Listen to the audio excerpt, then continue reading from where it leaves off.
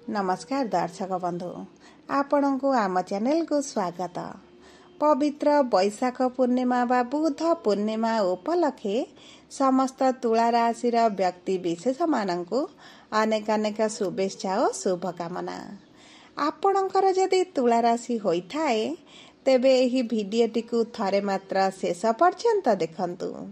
निजर व्यस्त समय मध्यरु किछि समय आपण निज पई दियंतु कहीं ना आमर आज भिडियोटी समस्त तुला राशि व्यक्ति विशेषों बहुत गुरुत्वपूर्ण रही।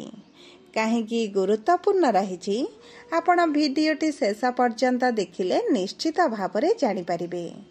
देखंतु आपणक तुला राशि रे एही वैशाख पूर्णिमा बा बुध पूर्णिमा दिन गुरु आसीबे आपणकर नवम भाव को एवं ता सहित राहु केतु मध्य निजर राशि परिवर्तन करिवे, जहा फल रे आपणक जीवन रे बड़ परिवर्तन हेबाकु जाउछि एवं एही परिवर्तन आपणकु किछि शुभ फल देई पारे एवं किछि अशुभ फल मध्य प्रदान करि पारे।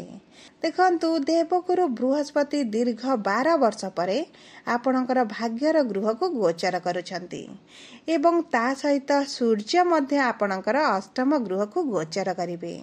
गोटिए दिन रे दुईटी शुभ ग्रहंकर एकत्र गोचर आपणक जीवन रे बड़ परिवर्तन करिबाकु जाउछि। तेबे आसंतु जानिबा एही वैशाख पूर्णिमा बा बुध पूर्णिमा ठारू आपणक जीवन रे कौन सबु बड़ परिवर्तन हेबाकु जाउछि। किंतु भिडियोटी आरंभ करिबा पूर्वरु जदि आपणकर भी तुला राशि होइथाए एवं आपण भी ईश्वर को आंतरिक भक्ति एवं विश्वास करंती तेबे भिडियोटी को लाइक करंतु। कमेंट बॉक्स रे जय जगन्नाथ जय मां लक्ष्मी अवश्य लिखि दियंतु।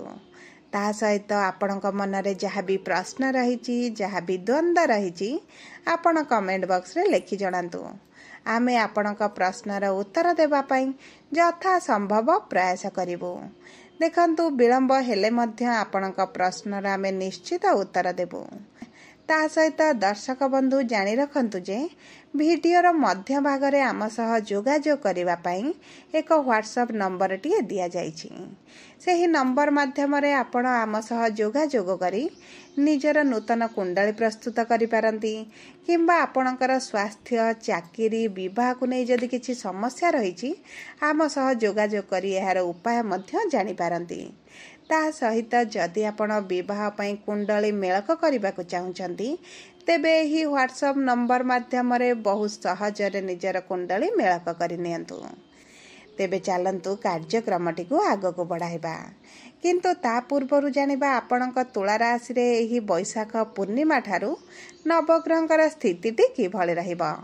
देखंतु आपणकर षष्ठ गृह रे राहु शुक्र शनि एवं बुध, सप्तम गृह रे सूर्य, अष्टम गृह रे देवगुरु बृहस्पति, दशम गृह रे मंगल एवं द्वादश गृह रे केतु विराजमान करिसंती, जहा फल रे सेही गृह गुड़िकारे सेमानंकर प्रभाव अधिक रहिबा। तेबे देखंतु सर्वप्रथम जानिबा आपणकर स्वास्थ्यटी किभଳି रहिबा। देखंतु स्वास्थ्य आपणकर प्रथम गृहरु जणा पड़े एवं आपणक राशिर स्वामी शुक्र आपणकर षष्ठ गृह रे अछंती। षष्ठ गृहटी होची रोग ऋण रिपुर गृह एवं षष्ठ गृह रे उच्च स्थिति रे रहिचंती, जहा फल रे आपणकु कौनसी भी गंभीर स्वास्थ्य समस्या देखा जिवो नाही। पूर्वरु जदि आपण किछि स्वास्थ्य समस्या दे गति करूछंती सेथिरु आपणको धीरे धीरे आराम मिलिबो। आपणकर स्वास्थ्य को नैथिबा चिंताटी धीरे धीरे दूर होई जिवो। आपण जे मानसिक चिंता मानसिक विषादग्रस्त अछंती सेथिरु आपणको आराम मिलिबो। किंतु गुरु जेहेतु आपणकर भाग्यर गृह को आसीबे आपणकर मोटापा बढ़िबार बहुत अधिक संभावना अछि। सेथिपाई आपण निज खाद्य पानीयर दायित्व नियंतु एवं चेष्टा करंतु प्रतिदिन योगा प्राणायाम करिबा पई। यह आपणक स्वास्थ्य को संपूर्ण फिट रखिबो। जदि आमे आपणक प्रेम संपर्क को देखिबा तेबे देखंतु प्रेम संपर्क आपणक पंचम गृहरु जणा पड़े एवं पंचम गृहर स्वामी हेउछंती शनि, जे आपणक षष्ठ गृह रे अछंती एवं राहुक प्रभाव रे ପୀଡ଼ିତ ଅବସ୍ଥାରେ ଅଛନ୍ତି, ଯାହାଫଳରେ କିନ୍ତୁ ଏହି 18 ତାରିଖ ପର୍ଯ୍ୟନ୍ତ ରହିବେ। ତାପରେ ଆପଣଙ୍କ ପ୍ରେମ ସମ୍ପର୍କରେ ମଧୁରତା ଆସିବ, ଉଭୟଙ୍କ ମଧ୍ୟରେ ବୁଝାମଣା ବଢ଼ିଯିବ, ଉଭୟଙ୍କ ବିଚାରଧାରାକୁ ସମ୍ମାନ ଦେବେ ଏବଂ ଦେଖନ୍ତୁ ନିକଟତରତା ବଢ଼ିବା ହେତୁ ଆପଣ ମାନସିକ ସ୍ତରରେ ବହୁତ ଖୁସି ରହିବେ। ଆପଣଙ୍କ ମନରେ ଯେଉଁ ଦ୍ୱନ୍ଦ୍ୱ ରହିଛି, ସନ୍ଦେହ ରହିଛି, ତାହା ଦୂର ହୋଇଯିବ।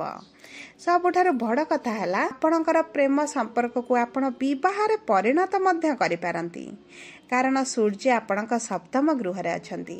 ଏହା ଆପଣଙ୍କୁ ବହୁତ ଅଧିକ ଶୁଭ ଫଳ ଦେବ।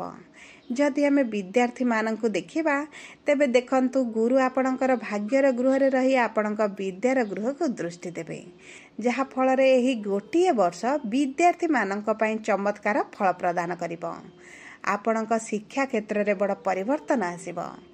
ଆପଣ ଯଦି କିଛି ଇଣ୍ଟରଭ୍ୟୁ ଦେବେ, ଏଣ୍ଟ୍ରାନ୍ସ ଦେବେ କିମ୍ବା କିଛି କମ୍ପିଟେଟିଭ୍ ଏକ୍ଜାମ୍ ଦେବେ, ଆପଣ ସେଥିରେ ସୁଫଳ ପାଇବେ। ତା ସହିତ ଦେଖନ୍ତୁ ଆପଣଙ୍କ ମନପସନ୍ଦର କଲେଜରେ ଆଡ଼ମିସନ୍ ମିଳିଯିବ, ମନପସନ୍ଦର କୋର୍ସ ମଧ୍ୟ ଆପଣ କରିପାରନ୍ତି। ଆପଣମାନଙ୍କ ପାଇଁ ଏହି ଆଗାମୀ ଗୋଟିଏ ବର୍ଷ ବହୁତ ଭଲ ରହିଛି। ଯଦି ଆମେ ଆପଣଙ୍କ ସନ୍ତାନର ଯୋଗକୁ ଦେଖିବା, ଦେଖନ୍ତୁ ସନ୍ତାନର ଯୋଗ ପାଇଁ ବହୁତ ଭଲ ସମୟ ରହିଛି। ଆପଣଙ୍କ ସନ୍ତାନ ପ୍ରାପ୍ତି ପାଇଁ ଶୁଭ ଯୋଗ ଆସିଛି, କାରଣ ଗୁରୁଙ୍କର 9ମ ଦୃଷ୍ଟି ଆପଣଙ୍କ ସନ୍ତାନର ଗୃହକୁ ରହୁଛି। ଯଦି ଆପଣ ପୂର୍ବରୁ ସନ୍ତାନ ପ୍ରାପ୍ତି ପାଇଁ ନିରାଶତା, ବିଫଳତାର ସମ୍ମୁଖୀନ ହେଉଥିଲେ, ଦୁଃଖ, କଷ୍ଟ, ପୀଡ଼ା ଭୋଗ କରୁଥିଲେ, ତେବେ ଆପଣଙ୍କର ଏହିସବୁ ସମସ୍ୟା ଦୂର ହୋଇଯିବ। ଆପଣ ନିଜର କର୍ମ ଆଗକୁ ବଢ଼ାନ୍ତୁ, ଡାକ୍ତରଙ୍କ ସହ ପରାମର୍ଶ କରନ୍ତୁ, ଆପଣଙ୍କୁ ସନ୍ତାନ ପ୍ରାପ୍ତି ନିଶ୍ଚିତ ହେବ। କାରଣ ଗୁରୁ ଆପଣଙ୍କର ଦୀର୍ଘ 12 ବର୍ଷ ପରେ ଆପଣଙ୍କ ଭାଗ୍ୟର ଗୃହକୁ ଯାଇଛନ୍ତି ଏବଂ ଭାଗ୍ୟର ଗୃହରେ ରହି ଆପଣଙ୍କର ସନ୍ତାନର ଗୃହକୁ ଦୃଷ୍ଟି ଦେଉଛନ୍ତି। ତେଣୁକରି ଏଭଳି ସୁଯୋଗ ଜୀବନରେ ବାରମ୍ବାର ଆସେ ନାହିଁ। ଆପଣ ଏହି ବର୍ଷ ଯଦି ନିଜର କର୍ମ ସଠିକ୍ ରଖିବେ, ଆପଣଙ୍କୁ ସନ୍ତାନ ପ୍ରାପ୍ତି ନିଶ୍ଚିତ ରହିବ। ଯଦି ଆମେ ଆପଣଙ୍କର ବୈବାହିକ ସମ୍ପର୍କକୁ ଦେଖିବା, ତେବେ ବିବାହର ଗୃହରେ ସୂର୍ଯ୍ୟ ବିରାଜମାନ ଅଛନ୍ତି, କିନ୍ତୁ ଏହି 15 ତାରିଖ ଦିନ ସୂର୍ଯ୍ୟ ଆପଣଙ୍କର ସପ୍ତମ ଗୃହରୁ ବାହାରିଯିବେ, ଯାହାଫଳରେ ଆପଣଙ୍କ ସମ୍ପର୍କରେ ମଧୁରତା ଆସିବ। ଉଭୟଙ୍କ ମଧ୍ୟରେ ପ୍ରେମ, ରୋମାନ୍ସର ବୃଦ୍ଧି ଘଟିବ। ମାନ ସମ୍ମାନ ବୃଦ୍ଧି ସହିତ ଆପଣଙ୍କ ମଧ୍ୟରେ ବୁଝାମଣାଟି ବଢ଼ିଯିବ। ପୂର୍ବରୁ ଯେଉଁ ଛୋଟ କଥାକୁ ନେଇ ଝଗଡ଼ା, ମନମାଳିନ, ମତାନ୍ତର ହେଉଥିଲା, ତାହା ଦୂର ହୋଇଯିବ। ଆପଣଙ୍କ ସାଥୀଙ୍କ ଠାରୁ ଆପଣ କିଛି ଉପହାର ପାଇପାରନ୍ତି। ଆପଣଙ୍କ ସାଥୀଙ୍କ ସହିତ ଆପଣ ଏକତ୍ର ସମୟ ମଧ୍ୟ ଅତିବାହିତ କରିପାରନ୍ତି। ଯଦି ଆପଣଙ୍କ ସାଥୀଙ୍କ ସ୍ୱାସ୍ଥ୍ୟରେ କିଛି ସମସ୍ୟା ଥିଲା, ତାହା ମଧ୍ୟ ଦୂର ହୋଇଯିବ। ଆପଣଙ୍କ ସାଥୀଙ୍କ ସହିତ ଆପଣ କୌଣସି ଏକ ସ୍ଥାନକୁ ଭ୍ରମଣରେ ମଧ୍ୟ ଯାଇପାରନ୍ତି। ଯଦି ଆପଣ କିଛି ପାର୍ଟନରସିପ୍ ବିଜନେସ୍ କରୁଛନ୍ତି, ଆପଣଙ୍କୁ ମଧ୍ୟ ସେଥିରେ ସୁଫଳ ମିଳିବ।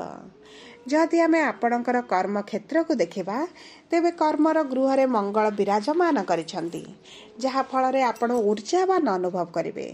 ସମସ୍ତ କାର୍ଯ୍ୟରେ ଯାହା ବି ସମସ୍ୟା ଆସୁଥିଲା, ତାହା ଆପଣ ସମାଧାନ କରିବେ, ଯାହାଫଳରେ ଉଚ୍ଚ ଅଧିକାରୀଙ୍କ ସହିତ ଆପଣଙ୍କ ମଧ୍ୟରେ ନିକଟତରତା ବଢ଼ିବ। ଉଚ୍ଚ ଅଧିକାରୀ ଆପଣଙ୍କୁ ପ୍ରଶଂସା କରିବେ, ଆପଣଙ୍କ କାର୍ଯ୍ୟକୁ ପ୍ରଶଂସା କରିବେ ଏବଂ ଏହାର ପରିଣତି ସ୍ୱରୂପ ଆପଣଙ୍କର ପଦୋନ୍ନତି ହୋଇପାରେ ଏବଂ ଦରମା ବୃଦ୍ଧି ହେବାର ଖୁସି ଖବର ମଧ୍ୟ ପାଇପାରନ୍ତି। ଆପଣଙ୍କର କାର୍ଯ୍ୟରେ ଅଗ୍ରଗତି ହେତୁ ଆପଣଙ୍କର ଇନକମ୍ ମଧ୍ୟ ବଢ଼ିଯିବ। ଆପଣଙ୍କ ମନପସନ୍ଦର ସ୍ଥାନକୁ ଯଦି ଟ୍ରାନ୍ସଫର କରିବା ପାଇଁ ପୂର୍ବରୁ ବହୁତ ଚେଷ୍ଟା କରୁଥିଲେ, ହୋଇପାରୁନଥିଲା, ତେବେ ଆପଣଙ୍କର ଟ୍ରାନ୍ସଫର ହେବାର ମଧ୍ୟ ବହୁତ ଅଧିକ ସମ୍ଭାବନା ଅଛି। ଆପଣଙ୍କର କର୍ମକ୍ଷେତ୍ରରେ ଆପଣଙ୍କ ମାନ ସମ୍ମାନର ବୃଦ୍ଧି ଘଟିବ। ଆପଣଙ୍କର ଦକ୍ଷ ପରିଚାଳନା ଉଭୟ ଧନ ଏବଂ ପ୍ରତିଷ୍ଠାକୁ ବୃଦ୍ଧି କରିବ। ଯଦି ଆମେ ବ୍ୟବସାୟୀମାନଙ୍କୁ ଦେଖିବା, ତେବେ ଦେଖନ୍ତୁ ବ୍ୟବସାୟରେ ଆପଣଙ୍କର ପରିଶ୍ରମ ବଢ଼ିଯିବ। ଆପଣ ଥକାହରା ଅନୁଭବ କରିବେ ନାହିଁ, ଯାହାର ଫଳସ୍ୱରୂପ ଆପଣଙ୍କର ଧନ ଆମଦାନୀ ମଧ୍ୟ ବଢ଼ିଯିବ।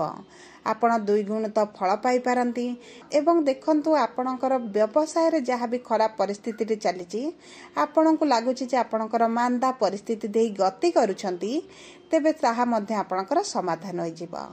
ଧୀରେ ଧୀରେ ଆପଣ ପରିବର୍ତ୍ତନ ଦେଖିବା ଆରମ୍ଭ କରିବେ। ଆପଣଙ୍କର ଲାଭ ବଢ଼ିବା ଆପଣ ଦେଖିବେ। ତାହା ସହିତ ଅଚାନକ ଧନ ପ୍ରାପ୍ତି ହେବାର ମଧ୍ୟ ସମ୍ଭାବନାଟି ଦେଖାଯାଉଛି। ଆପଣଙ୍କ ବ୍ୟବସାୟକୁ ଆପଣ ବିସ୍ତାର କରିବେ। ଆପଣଙ୍କର ପରିବାର ଲୋକଙ୍କର ସମ୍ପୂର୍ଣ୍ଣ ସମର୍ଥନ ଆପଣ ପାଇବେ, ଯାହାଫଳରେ ବ୍ୟବସାୟଟି ବହୁତ ଆଗକୁ ଗତି କରିବାର ମଧ୍ୟ ସମ୍ଭାବନା ଅଛି। ଦେଖନ୍ତୁ ମୋଟାମୋଟି ଭାବେ ଯଦି ଆମେ ଦେଖିବା, ଏହି ବୈଶାଖ ପୂର୍ଣ୍ଣିମା ପରଠାରୁ ଆପଣଙ୍କ ପାଇଁ ବହୁତ ଭଲ ସମୟ ରହିଛି। ଯେଉଁମାନେ ବିବାହ କରିବାକୁ ଚାହୁଁଛନ୍ତି ସେମାନଙ୍କ ପାଇଁ ବିବାହ ହେବାର ବହୁତ ଭଲ ଯୋଗ ରହିଛି। ତେଣୁକରି ଯଦି ଆପଣ ଅଧିକ ଶୁଭାଶୁଭ ଫଳ ପ୍ରାପ୍ତି କରିବା ପାଇଁ ଚାହୁଁଛନ୍ତି, ଆପଣ ଶୁକ୍ରଙ୍କର ବୀଜ ମନ୍ତ୍ର ଜପ କରନ୍ତୁ, ଦେବଗୁରୁ ବୃହସ୍ପତିଙ୍କର ବୀଜ ମନ୍ତ୍ର ଜପ କରନ୍ତୁ ଏବଂ ଚେଷ୍ଟା କରନ୍ତୁ ପ୍ରତିଦିନ ଆପଣ ସୂର୍ଯ୍ୟଙ୍କୁ ଜଳ ଅର୍ପଣ କରିବା ପାଇଁ ଏବଂ ବିଷ୍ଣୁ ସହସ୍ର ନାମ ପାଠ କରିବା ପାଇଁ। ଏହା ଆପଣଙ୍କୁ ବହୁତ ଅଧିକ ଶୁଭ ଫଳ ପ୍ରଦାନ କରିବ। ଯଦି ଆପଣଙ୍କର ତୁଳା ରାଶି ହୋଇଥାଏ ତେବେ ଭିଡ଼ିଓଟି କିଭଳି ଲାଗିଲା କମେଣ୍ଟ ବକ୍ସରେ ଲେଖି ଜଣାନ୍ତୁ। ଯଦି ଆପଣଙ୍କ ପ୍ରିୟଜନଙ୍କର ତୁଳା ରାଶି ହୋଇଥାଏ ଭିଡ଼ିଓଟି ତାଙ୍କ ସହ ସେୟାର କରନ୍ତୁ। ଯଦି ପ୍ରଥମ ଥର ଆମ ଚ୍ୟାନେଲକୁ ଆସିଛନ୍ତି ଚ୍ୟାନେଲଟିକୁ ସବସ୍କ୍ରାଇବ୍ କରନ୍ତୁ। ଯଦି ଆପଣ ଆମ ସହ ଯୋଗାଯୋଗ କରିବା ପାଇଁ ଚାହୁଁଛନ୍ତି ତେବେ ଉପରେ ଦିଆଯାଇଥିବା ହ୍ୱାଟ୍ସଆପ୍ ନମ୍ବର ମାଧ୍ୟମରେ ଆପଣ ଆମ ସହ ଯୋଗାଯୋଗ କରନ୍ତୁ।